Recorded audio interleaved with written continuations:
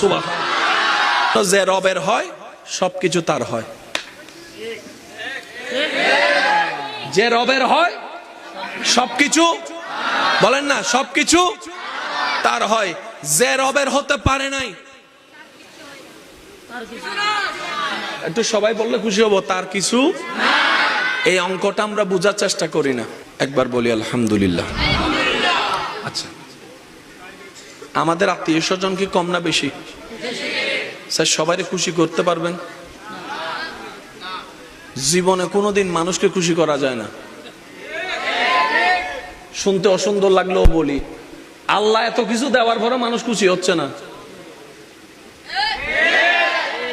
আল্লাহ বান্দারা এত কিছু দেওয়ার পরও বান্দা খুশি হয় না। সে জায়গায় আপনার আমার দেওয়ায় কোন বান্দা কি খুশি হবে? বর্ষ মতো নিজের ঘরে বই বই নাক বেখি বই যেগুই। একবার বলি আলহামদুলিল্লাহ। দিতে পারলে ভালো, দিতে না পারলে আপনার চাইতে খারাপ আর কেউ। যাদেরকে খুশি করার জন্য আপনি আমি এ পর্যন্ত চেষ্টা করছি, বিশ্বাস করেন তার 10 ভাগের 1 ভাগ পরিশ্রম যদি আল্লাহকে খুশি করার জন্য করতে পারতাম।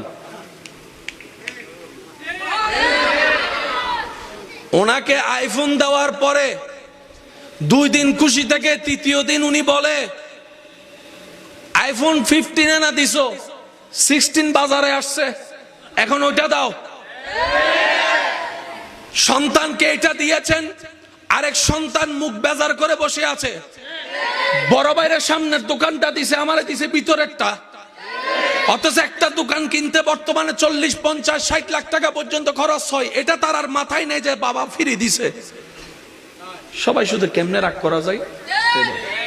এবার যে বান্দা নিজের পরিবারকে, স্বামীকে, স্ত্রীকে, মাকে, বাবাকে, সন্তানকে, ভাইকে, বোনকে, পাড়া প্রতিবেশীকে, ব্যবসা চাকরিকে, বিভিন্ন কিছু মেনটেন করতে গিয়ে নিজের সারাটা জীবন উৎসর্গ করেছে সবাইকে খুশি করার জন্য, দেখেছে 2 দিন খুশি হইলে 3য় দিনে নারাজ হয়।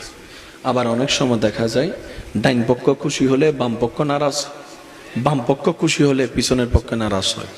অনেক সময় দেখা যায় ঘরগুলোরে খুশি করতে গেলে বাইরে নারাজ, অনেক সময় বাইরে খুশি করতে গেলে ঘরে নারাজ।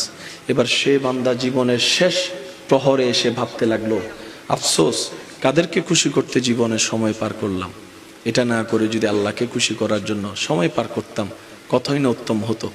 এবার মনে মনে প্রশ্ন জাগে, এগুলারে খুশি করতে যদি এত কষ্ট হয়, উনি তো স্রষ্টা, ওনাকে খুশি করতে তো আরো বেশি কষ্ট হওয়ার কথা। হঠাৎ করে একজন আলেমের সাথে সাক্ষাৎ, আল্লাহওয়ালা। উনি বলে, বাবা এত কিছু তোমার করা লাগতো না, তুমি 1000 কিছু দিয়েও যাকে খুশি করতে পারো নাই,